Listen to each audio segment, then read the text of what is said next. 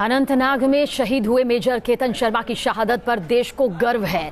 हिंदुस्तान अपने वीर बेटे की शहादत का बदला मांग रहा है। मेरठ के रहने वाले मेजर केतन शर्मा अनंतनाग में एनकाउंटर के दौरान शहीद हो गए थे। कल उन्हें मेरठ में अंतिम विदाई दी गई। जब मेरठ के पैतृक गांव में उनका पार्थिव शरीर पहुंचा तो हर शख्स की आंखें नम हो गई।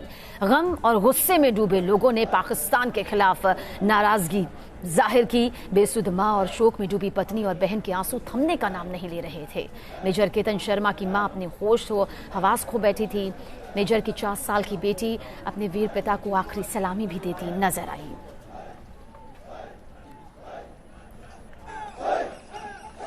और मेजर केतन शर्मा के पिताजी हमारे साथ रविंद्र शर्मा जी इस वक्त मौजूद है।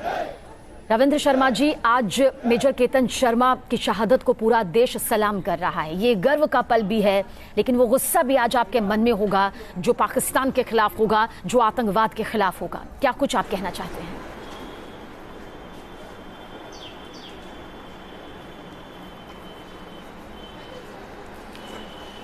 हमें अपने बेटे पे गर्व है। देश की रक्षा करते हुए शहादत दी है। ऐसे पहले भी कई बच्चे शहीद हुए, आगे भी पता नहीं कितने होंगे। हमारी सरकार से यही गुजारिश है कि ऐसी पॉलिसीज बनाए, ऐसे स्टेप उठाएं ताकि जल्द से जल्द इस आतंकवाद को कंट्रोल किया जाए, ताकि और बच्चे और अफसर मेजर केतन शर्मा की तरह शहीद ना हो।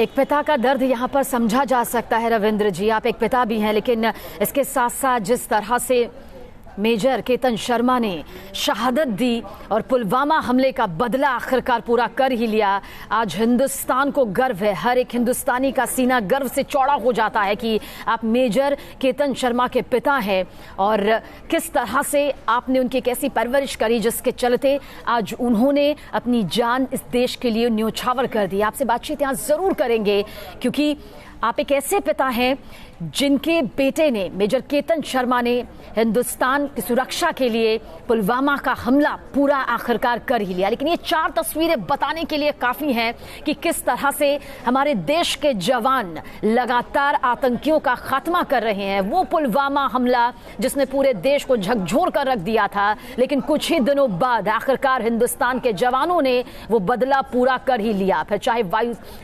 सेना के जरिए जो एयर स्ट्राइक की गई उसके जरिए हमने आतंकी ठिकानों को नेस्ते नाबूद किया, या फिर मेजर केतन शर्मा जैसा देश का वो सपूत जिसको जानकर समझकर और जिसकी वजह से आज सीना गर्व से चौड़ा हो जाता है, लेकिन आंखें नम हो जाती हैं, भर आती हैं उस पिता की जो जानते हैं कि अब उनके बेटे उनके साथ नहीं है।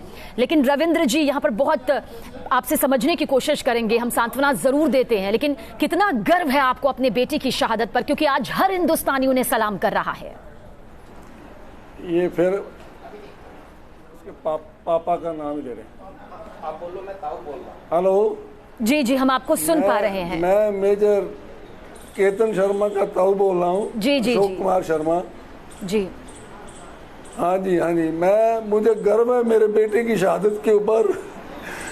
हमने अपने बच्चे को, अकलौता बेटा हमारा देश की रक्षा के लिए शहीद हुए हैं। मेरी सरकार से यही दरख्वास्त है, पहले भी बहुत बच्चे शहीद हुए हैं, आगे भी पता नहीं कितने शहीद होंगे।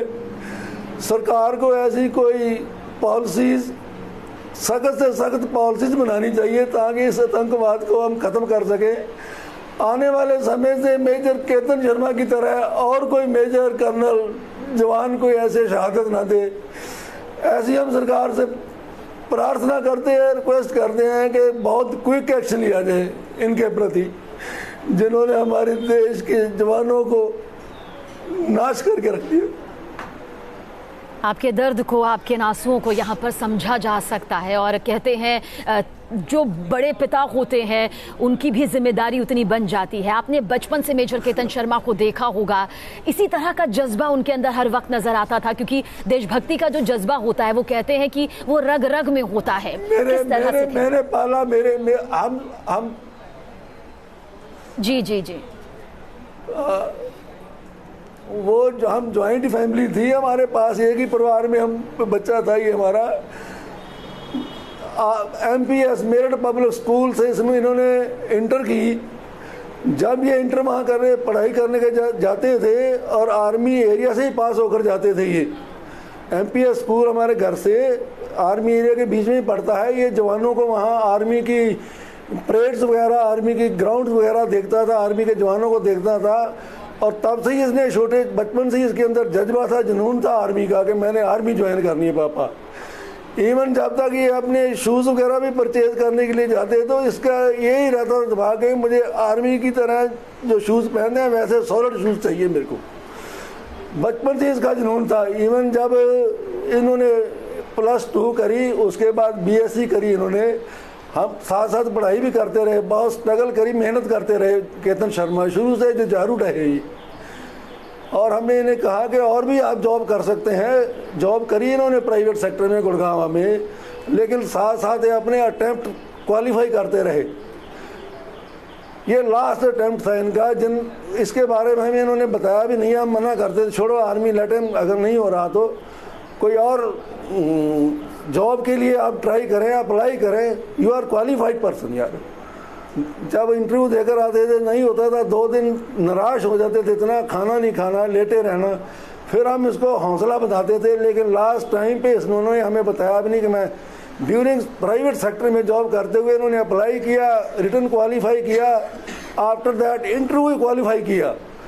जिस दिन इसका वहाँ सिलेक्शन हो गया, मैं जॉब पे अपनी कॉन्टिनेंटल टायर्स फैक्ट्री में जॉब करता था।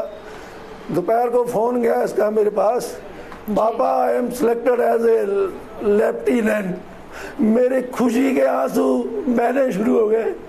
और मेरे साथी कुलीग्स आए, उनको नहीं पता था कि फ़ोन क्या आया हुआ है। मुझे पूछने क्या हो गया शर्मा जी, क्या हो गया, आपको बताइए क्या बात है।